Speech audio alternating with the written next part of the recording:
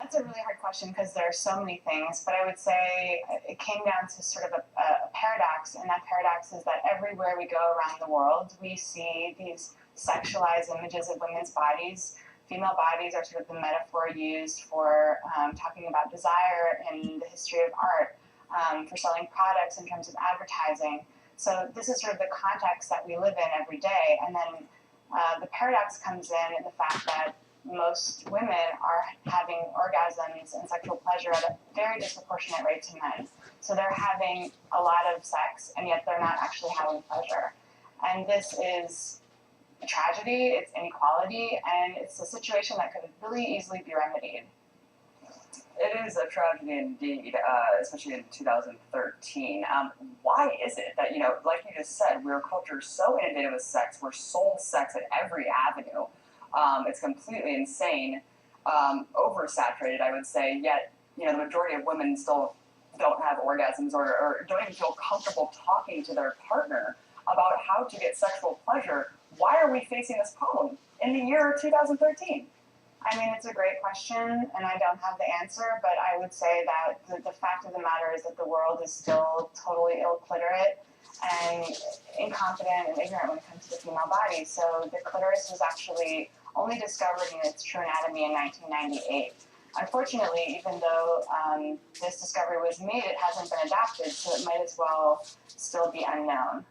As far as the female sexual anatomy is concerned, female genitals, we're still living in the dark ages. The world is still flat. So everything that is thought of as sex doesn't actually directly necessarily include the clitoris. So where the 8,000 nerves are not where, when we think about conventional sex, when we see depictions of sex, when you go to the doctor's office, doesn't include those 8,000 nerves as a necessary part of sex. And as a result of that, women are having a lot of shame, asking for any pleasure, or thinking that actually, in fact, there's something wrong with them when they're having sex that isn't pleasurable for them, and never thinking that it's just that their partners are actually incompetent. Right. Let's talk about your art because it's really awesome. One part of your art exhibit is the 100 natural laws of cliteracy. What does it mean to have a natural law of the clit?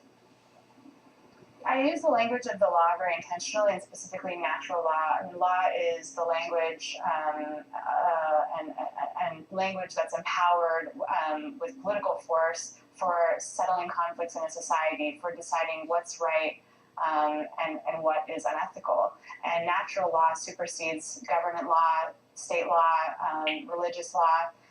It's law that any living being has access to. And this was really important for me to claim this authority because, unfortunately, women's bodies are particularly legislated. Even in this country, control over a woman's body is still highly contested. As we know, Lisa Brown was banned from the Senate floor for saying the word vagina. So the female body is sort of the space where the law is having a huge impact, and sex is really the tool that's used to separate women from the neutral subject and being a citizen. So I really needed to use the law and claim that authority for myself, and being the clitigator, making my case for the clit. Incredible that we have legislators who can't say a female body part, vagina, without getting ridiculed and causing a storm in the media. You collaborate on a very cool piece of art, which is the interactive golden clitoris, and actually had a clit rodeo featuring it. Your art is also expanding into the streets on the clothing. What effect do you think it's having to put these images in people's faces? I think it's quite profound, and I think it's just beginning. Just having the word clit or clitoris being in a public space, I think, is pretty shocking and addresses the fact that we never see it anywhere. And it's wonderful to see people wearing this text that says clit, and it's just a subject. There's no nudity, there's nothing even necessarily sexual about it. It just says, this is a subject, this exists in the world, deal with it. I mean, we have this void of seeing anything in reference to the clit. Meanwhile, we have architectural monuments to the penis. We have the Eiffel Tower, we have the Washington Monument, the World Trade Towers,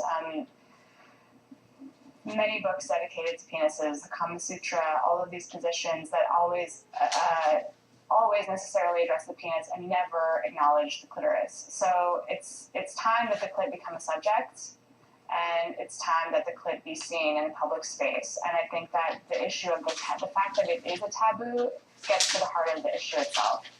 Turning this material and the subject into a taboo and making it possible to talk about it, make it in fact a crime, obscene. It's a very effective tool in maintaining power and hierarchy. I couldn't agree more, especially down the street from the Washington Monument. I think of it as, the penis of the empire every day when I look at it. And you're hitting a lot of really important points on the head, which is, you said earlier, all of these words, this profanity, which I can't say right now because the FCC will shut me down, which is another issue, but just how they're all rooted in shaming womanhood, shaming female body, sexual organs. I mean, is this just about, let's just take back all of these words, let's flip them on their sides and reassert their meaning and take ownership of them? Absolutely. And Cliteracy is about creating a new language that doesn't put shame in anyone's body, that isn't about hierarchy, and allowing for all of us who are trying to create a new way of existing in the world that isn't about these sort of old ideas, to have some language to use. Because unfortunately, this old language that still exists has a very particular agenda. And I think many of us don't identify with it, and yet what else do we have to work with? So Cliteracy is an attempt to offer new language, to create a new space that isn't about shame, that everyone can engage in, men, women, young, old, gay, straight. It's really about freedom and body sovereignty and citizenship. And it's a very inclusive project. You're opening it to everyone. Everyone check it out. Cliteracy Project. Sophia Wallace, artist, founder of the Cliteracy Project. Awesome to have you on. Thank you so much. Thanks so much. That's all. That's it for all of us here in DC. Thanks for watching, you guys. Have a great night. We'll see you back here tomorrow.